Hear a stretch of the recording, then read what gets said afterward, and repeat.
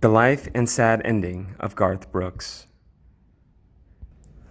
Garth Brooks was born Troyal Garth Brooks on February 7, 1962, in Tulsa, Oklahoma.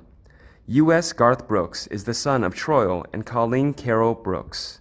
Colleen was a country singer herself, recording a handful of records for Capitol in the mid-1950s, and that never experienced any chart success. As a child, Garth was interested in music and frequently sang at family gatherings, but he concentrated on athletics. He received a partial athletic scholarship at Oklahoma State University as a javelin tosser, but he wound up dropping the sport during his collegiate career. While he was at college, Brooks began singing in local Oklahoma clubs, often with lead guitarist Ty England.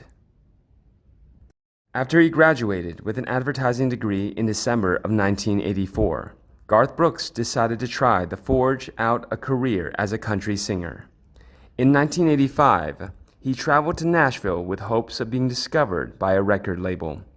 Just 23 hours after arriving in Nashville, he returned to Oklahoma, frustrated with the industry, his prospects, and his naive dreams. Brooks continued to perform in Oklahoma clubs. In 1986, he married his college girlfriend, Sandy Mull. Brooks recorded his first album with producer Alan Reynolds at the end of 1988. The self-titled debut appeared early in 1989. The album was an instant success, with his first single, Much Too Young, climbing into the country top 10. Garth's debut was a success, crossing over into the pop album charts, but it was overshadowed by the blockbuster appeal of Clint Black, as well as other similar new male vocalists like Travis Tritt and Alan Jackson. Within a year, Brooks would tower above them all with his surprise, widespread success. He had three other hit singles: the number one, If Tomorrow Never Comes, the number two, Not Counting on You, and number one, The Dance. But it was his second album, No Fences, that established him as a superstar.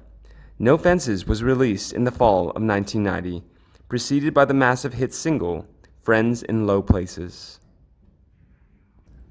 No Fences spent 23 weeks at the top of the country charts and sold 700,000 copies within the first 10 days of its release. Throughout 1990 and 1991, Brooks had a string of number one country hits from the album, including Unanswered Prayers, Two of a Kind, Working on a Full House, and The Thunder Rolls. By 1993, No Fences would sell over 10 million copies. Rope in the Wind, Brooks' third album, was released in September of 1991 and became the first country record to debut at the top of the pop charts. Rope in the Wind matched the success of No Fences, selling over 10 million copies within its first 2 years of release, and spawning the number one hit singles, Shameless, What's She Doing Now, and The River. By the end of 1991, Brooks had become a genuinely popular music phenomenon. Even his 1992 Christmas album, Beyond the Season, went multi-platinum, and there were no signs of his momentum slowing down. The Hits, which was only available for a year, were released in the fall of 1994 and would eventually sell over 8 million albums. Brooks released Fresh Horses, his first album of new material in 2 years, in November 1995. Within 6 months of its release, it had sold over 3 million copies. Despite its promising start, Fresh Horses plateaued quickly, topping out at quadruple platinum, a healthy number for any artist, but a little disappointing considering Brooks' superstar status. He decided to push his seventh album, appropriately titled Sevens, very hard to confirm his superstar status. Originally, it was scheduled to be released in August 1997, when he would promote it with a huge concert in Central Park. Plans went awry when Capitol experienced a huge management shakeup, leaving many of his contacts at the label out in the cold. Brooks kept a low profile through most of 2000, as the disastrous marketplace showing of the Chris Gaines album scuttled plans for The Lamb, which was shelved. His personal life was also in turmoil, as he and his wife announced that they were divorcing in October of 2000. By the time the divorce was finalized the following year, Brooks was on his way to retirement, choosing to retreat from music and concentrate on fatherhood.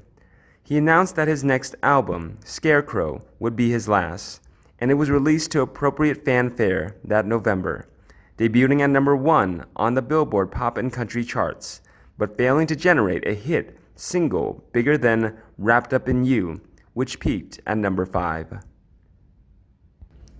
After the release of Scarecrow, Brooks eased into retirement, spending the next few years quietly and not resurfacing in the public eye until 2006.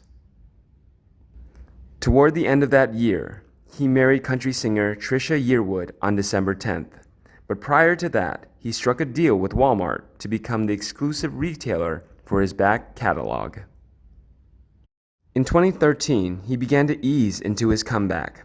Man Against Machine was preceded by the single People Loving People, which peaked at 25 on Billboard's country charts and also coincided with the first ever digital release of Brooks' back catalog. Man Against Machine debuted at number 1 on Billboard Country's album chart. It went in at 4 on the top 200 and had no top 10 singles.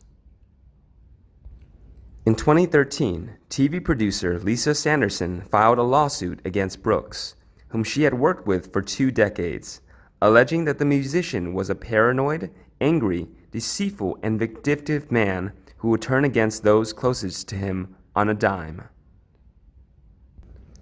In 2016, Brooks released 3 albums for the holidays: the seasonal album Christmas Together with Trisha Yearwood, the box set The Ultimate Collection, and a new album, Gunslinger. A year later, Brooks released the anthology Part 1, The First 5 Years, the first installment in a multi-volume memoir that was accompanied by music, including a few rarities from his early years. The anthology Part 1 hit number 1 top country albums chart and peaked at 4 on the Billboard 200. The studio singles All Day Long and Stronger Than Me were released in 2018. A new live album, Triple Live, was also scheduled for release that year, but was postponed. For the 2019 holiday season, Brooks released Legacy Collection, a box set featuring No Fences, The Chase, In Pieces, Fresh Horses, and Triple Live, available as vinyl CD combinations in a variety of fashions. He returned with Fun, his 14th studio album, in November 2020. Perhaps the most contemplative thing for Garth Brooks is his work with ex-wife Sandy Mull. Brooks got so choked up on stage in Sikeston, Missouri, that he had to restart a song, reports People. The huge show of emotion clearly worked, as Mull gave him another chance. In the end, everything makes no sense. They each have their own direction. Thank you for watching and listening to the biography of Garth Brooks.